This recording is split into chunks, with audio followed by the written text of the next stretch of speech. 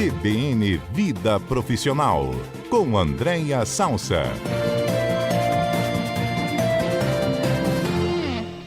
Andréia Salsa, consultora de pessoas e gestão, mentora de líderes, professora da FGV e nossa comentarista aqui na Rádio CBN. Andréia, sempre às segundas-feiras, nos dá dicas para que possamos ascender profissionalmente no mercado profissional. Como é que vai, Andréia? Tudo bem? Oi, Mário, tudo bem? Boa tarde para você, para os nossos ouvintes, colegas do estúdio. Eu estou aqui me divertindo com a Adalberto, querendo saber o gosto do açaí, você tentando explicar. E a ouvinte, Gilceia, mandou a seguinte mensagem. Nosso ouvinte, coitado do Adalberto, como é que ele aguenta o Bonella? Você acha, André, você conhecendo bem a equipe, que se a Gilceia conhecesse de fato o Adalberto, ela mandaria esse comentário ou mandaria o comentário oposto? Eu acho que ela ia ver que é uma grande reunião de amigos que tem o privilégio de trabalhar juntos, porque eu me divirto, porque eu sei dos bastidores aí. É muito bom ouvir o CBN Cotidiano como ouvinte também. Ai, que bom. Gilceia, eu tô brincando, viu? Adalberto é nosso querido produtor aqui, mas qualquer dia eu te conto, tá, Gilceia? Qualquer dia eu te conto os olhares aqui, os sorrisos desabridos, os olhares céticos de Adalberto, diante de qualquer comentário que eu faça. Verdade, chefe? Verdade, Mário. Obrigado. Ok. Tá de acordo, Adalberto? Estou de acordo. Então vamos seguir com o André Salsa? Seguimos com o André Salsa. Mas quem manda no programa é o Adalberto, viu, José? Ele é nosso produtor, diretor, ele faz tudo aqui. Andréia, sucessão familiar, em que tema que você nos propôs? Estávamos até pensando em case aqui de histórias de sucessão familiar, enfim. Quais são os principais erros e acertos quando a gestão de uma empresa deixa de ser do fundador, geralmente é assim, né, para o filho ou a filha, enfim, para algum ente da família. E há tanta preparação para isso, né? A gente sabe que há cursos de sucessão, essa preparação começa anos anteriores, mas enfim, quais são os erros e acertos mais comuns nessa transição, André? Normalmente são dois grandes dilemas, né, Mário? É um assunto muito complexo e eu fui até entender um pouco mais em termos de estatística e confesso que eu me surpreendi, eu não imaginei que fosse tanto. O IBGE fez uma pesquisa e disse que 90% das empresas no Brasil possuem perfil familiar. É muita coisa. E aí eles não só, né, é um tema complexo, mas eles são super relevantes para a economia do país porque eles movimentam 65% do PIB e são responsáveis por empregar 75% dos trabalhadores no país. Então, é um tema para lá de relevante para a gente discutir, porque a gente precisa ajudar essas empresas a se manterem vivas, né? Porque, inclusive, tem uma estatística clássica que 30% das empresas familiares não sobrevivem à segunda geração, que é aquele ditado aí que você falou do filho nobre, né, e do neto pobre, por conta de todos esses dilemas. E aqui no Espírito Santo, 64% das empresas do estado são familiares. 64%?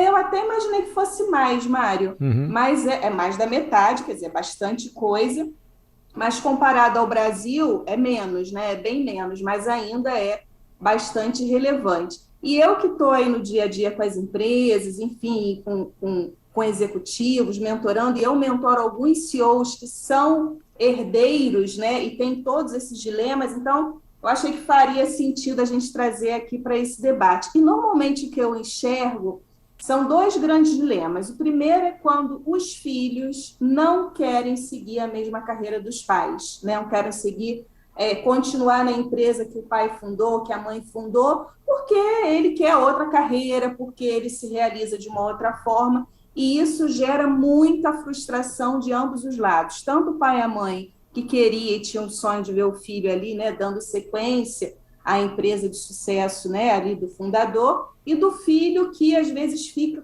uau, como que eu vou dar essa notícia para o meu pai, para minha mãe, que eu não quero isso para o meu futuro. E eu sempre digo que a máxima para resolver esse dilema, né, que todo pai, bom pai, toda boa mãe, querem ver o filho feliz no final, né, Mário? Então, eu acho que essa é uma reflexão de não forçar e entender que os filhos têm o desejo de construir suas carreiras. E algumas empresas e fundadores, né, ou fundadoras que reconhecem que os filhos têm o direito de escolherem suas próprias carreiras, normalmente trazem um CEO de mercado, né, que é uma pessoa que veio e está preparado para ser um alto executivo, um presidente de uma empresa, e eventualmente até garante uma cadeira ali no conselho de administração da empresa para o filho, né? Ou para o irmão, ou para o primo, ou, enfim, para algum familiar que não tem aquela responsabilidade tão relevante quanto um CEO e um presidente de empresa, mas tem ali uma cadeira no conselho para ser consultado, né, para opinar ali sobre decisões mais estratégicas da organização. Então, esse é o primeiro dilema. E o segundo é quando os filhos querem suceder os pais, acham que faz sentido, se veem motivados naquilo, mas começam a dar sugestões novas para que a empresa ou amplie, ou se reposicione no mercado, ou vá para um outro segmento, que não é eventualmente o segmento, né, de nascença ali daquela empresa, e aí começam também os conflitos, porque o pai ou a mãe entendem que não dá para mexer, e aí a recomendação, na mesma linha do afeto, né, porque são familiares, né, respeite o pai e a mãe, que construiu um legado, que tem uma história, que muitas vezes, Mário, isso é muito comum, tá? Presidentes de grandes organizações que não têm, às vezes, uma escolaridade mínima, né? Então, foi num país diferente, num momento diferente, e que com muita luta ali conseguiu construir uma empresa. E aquele filho, né? Recomendação para os pais que se abrirem um pouco mais para as recomendações dos filhos, é que toda a educação, né, que esses pais investiram nos filhos, que muitas vezes eles não tiveram, às vezes até em formações internacionais, é hora de construir, né, e de colher esse fruto de tanta educação, de tanto preparo. Então, normalmente são esses dilemas aí, e o reconhecimento desse segundo, que é aquilo que provavelmente trouxe até aqui a tua empresa de sucesso, talvez não te leve para daqui a 10 anos, então vale abrir os ouvidos para ouvir as sugestões dos filhos que estão entrando aí numa nova geração. Mas Sim. São dilemas que normalmente a gente encontra em empresas familiares, Mário. Eu imagino, porque assim, de forma alguma querendo praticar o etarismo aqui, o preconceito, a aversão a pessoas com mais idade. Mas a obsolescência chega. Né? E eu fico imaginando assim, o dilema de quem está assumindo, de quem está também deixando o posto ali de gestão, como é que se lida com isso, né? Esse desafio entre a obsolescência de quem está saindo, se é que ela chegou, e a necessidade de ouvir os mais experientes também. Andréia, tem que ser comunicado para todo o time da empresa? Porque você está nos levando para empresas maiores. Eu penso até numa empresa menor, um restaurante, cujos garçons trabalham com o fundador ali desde 1900 e vovô garoto, e agora está chegando o filho ali com ideias diferentes, dizendo, pai, olha só, tem muito garçom, que tal se a gente investisse também nas entregas de comida, ou um açougue, ou empresas maiores também, enfim. Você acha que essa transição, de que maneira lidar isso, fazer com que o time assimile bem isso também? Olha, gente, eu vou ter que sair, o fundador chegando. Vai chegar meu filho ou meu parente aqui. Tem alguma estratégia definida para ligar com o público interno? É sempre muito bom a coisa das regras claras, né, Mário? Porque chamar o time e estabelecer, inclusive, clareza de papéis, porque é muito comum, quando essa clareza não é dada, os funcionários não entenderem qual é a orientação que eles vão seguir. Aí vamos colocar a coisa prática, né? Um dia chega o pai ou a mãe, que são os fundadores daquele restaurante ou daquele supermercado, enfim, daquele negócio, dá uma orientação. Então, hoje nós vamos botar em forma prática, né? Hoje o cardápio da semana vai ser esse. E aí, daqui a pouquinho, chega o filho, que o pai até falou, está chegando meu filho que vai me ajudar, ou a filha, e dá uma outra orientação diferente para o cardápio, qualquer outra regra que a gente possa colocar. Então, é fundamental que, antes de orientar o time, que esses fundadores, né, e os filhos dos fundadores sentem e estabeleçam a clareza dos papéis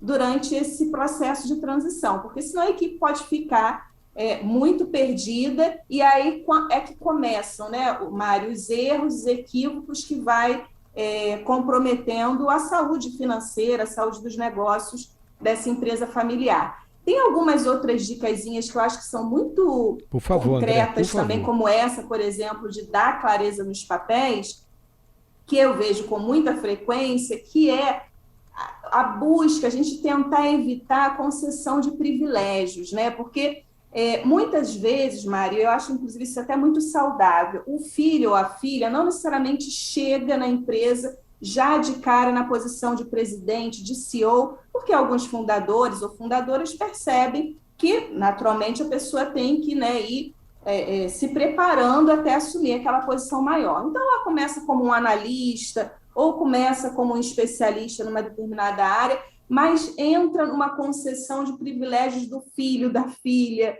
do sobrinho, que não necessariamente às vezes é filho ou filha, mas é o sobrinho, é o tio, enfim, é algum familiar. Então tem que ter cuidado com essa concessão de privilégios para quando a gente trabalha com família, né? E às vezes a empresa nem é familiar, mas eu sou de uma empresa que não é familiar, mas dentro da minha equipe, por exemplo, tem um sobrinho, tem um tio, tem um primo. Então isso serve também para quando eu me relaciono com um familiar dentro da empresa, né? E importante que a gente garanta a ocupação adequada dos cargos, porque uma coisa é minha relação de afeto e confiança com meu familiar, outra é o quanto ele está preparado, às vezes, por exemplo, para assumir uma posição de diretoria financeira. É uma diretoria super relevante, ou uma diretoria de recursos humanos, ou uma diretoria de marketing. Então, ter essa tranquilidade de fazer um deparo de ocupação de cargos adequado à capacitação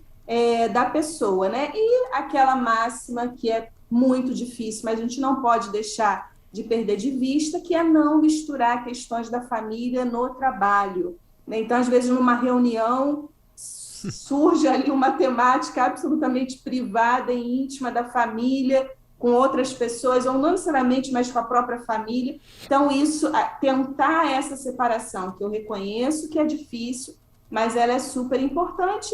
E a última, que você já até falou, é essa sucessão progressiva. Se o filho ou a filha acha que é bacana e os pais, né, querem, e a maioria dos pais desejam essa sucessão, então que comece de forma estruturada, preparada, e como você muito bem disse, tem gente séria aí no mercado que ajuda a esse processo de sucessão mais sustentável, né, vamos dizer assim.